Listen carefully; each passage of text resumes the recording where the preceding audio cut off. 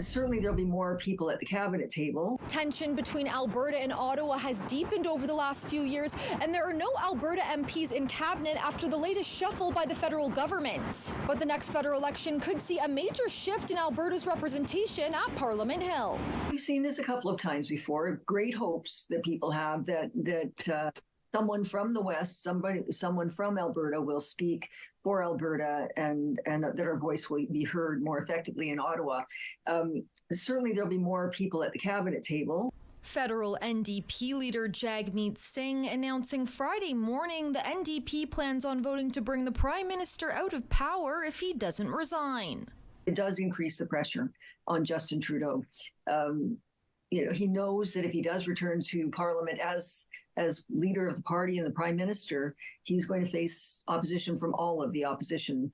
The Conservatives have been leading in the polls for over a year, and while leader Pierre Poilievre is from Alberta, Lori Williams says the biggest impact for the province will likely come from his stance on energy. Pierre Poilievre, as Prime Minister, would get rid of the carbon tax. We likely would see a shift in a number of the energy policies that are in place right now with the federal Liberals. Williams says a Conservative federal elect would also have an impact on Premier Danielle Smith.